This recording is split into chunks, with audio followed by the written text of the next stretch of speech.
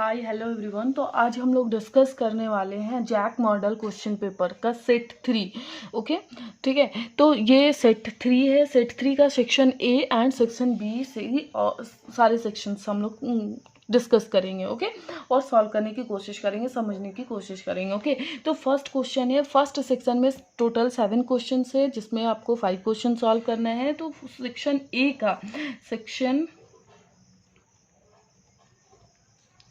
ए का first question ये है कि if the gravitational force between two bodies is 1 Newton, if the distance between them is doubled, what will be the force between them. ठीक है, अगर दो body है, सपोज M1 और M2 है, ठीक है, ये दोनों का क्या दे दिया है, ग्रेविटेशनल फोर्स 1 न्यूटन है और r डिस्टेंस है, तो क्या हो जाएगा, F is equal to G M1 M2 by r square. ये यूनिवर्सल लॉ ऑफ ग्रेविटेशन से होता है। ठीक है, इसका वैल्यू क्या है, 1 न्यूटन है। तो नेक्स्ट में if the distance between them is doubled, distance क्या कर दिया गया, डबल्ड कर दिया गया, मतलब r को क्या हो जाएगा, 2r को होल स्क्वायर। दैट मीन्स ये बदल करके क्या आ जाएगा, F is equal to G M1 M2 2r whole square, that means 4r square. मतलब क्या हो रहा है, 1/4 टाइम्स क्या हो रहा है, फोर्स बढ़ रहा है। ठीक है, 1 ये मत देखना आप लोग, ये जब डिस्टेंस दोनों में हाफ करेंगे तो वो उसका आंसर है, क्या हो रहा है, ये 1/4 हो जा रहा है। मतलब 1/4 ऑफ द प्रीवियस फोर्स, पहला वाला फोर्स कितना था, 1 न्यूटन, तो 1/4 न्यूटन, 1/4 न्यूटन का क्या हो जाएगा, 0.25 न्यूटन हो जाएगा। जब दो बॉडी के मास के डिस्टेंस को हम लोग डबल करेंगे तो फोर्स 1 न्यूटन से घट करके क्या हो जाएगा, 0.25 न्यूटन। तो ये आंसर था इसका। क्वेश्चन नंबर 2 है, why is the weight of a body at the poles more than the weight at the equator. अब क्या हो रहा है कि वेट क्या होता है, mg होता है। वेट क्या होता है, mg हो रहा है। अब पोल्स है, पोल्स है मतलब अर्थ एक स्फीयर तो नहीं है, इलिप्टिकल शेप का है। पोल मतलब ये हो गया, पोल हो गया, इधर वाला इक्वेटर हो गया। ठीक है, अब जी का वैल्यू क्या होता है, पोल्स पर क्या हो रहा है, ज्यादा होता है। पोल्स पर ज्यादा क्यों होता है, क्योंकि रेडियस ऑफ द अर्थ क्या हो जाता है, यहाँ पर कम हो जाता है। ठीक है, चलो इसको अच्छे से समझते हैं दूसरे पेपर में।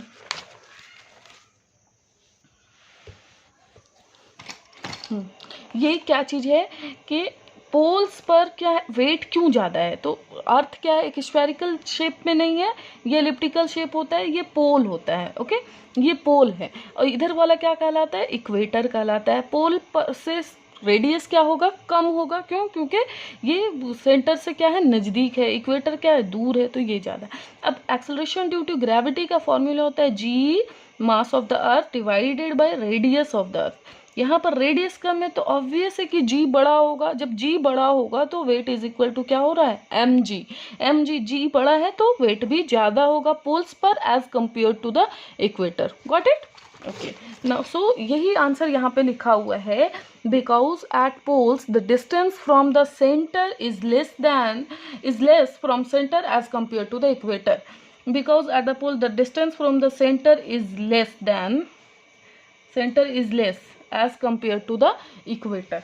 ये हो गया। क्वेश्चन नंबर 3 है, what we measure using spring balance. Spring balance कैसा होता है, ये रहता है और इसमें स्प्रिंग यहाँ पर हुक रहता है, और यहाँ पे आप कोई चीज वेट को क्या करते हैं, टांग कर मेजर करते हो। तो स्प्रिंग बैलेंस से क्या चीज मेजर किया जाता है, स्प्रिंग बैलेंस से वेट मेजर किया जाता है। ओके, क्वेश्चन नंबर 4 है, right the dimension of coefficient of viscosity. Viscosity का क्या निकालना है, डायमेंशनल फॉर्मूला निकालना है। अब डायमेंशनल फॉर्मूला होता है m1 l-1 t-1। निकाल कर देखेंगे, विस्कस फोर्स क्या हो जाएगा, 6 पाई ईटा rv। ठीक है, अब ये है कोफिशिएंट ऑफ विस्कोसिटी, इसी का तो हमको क्या निकालना है, फॉर्मूला निकालना है।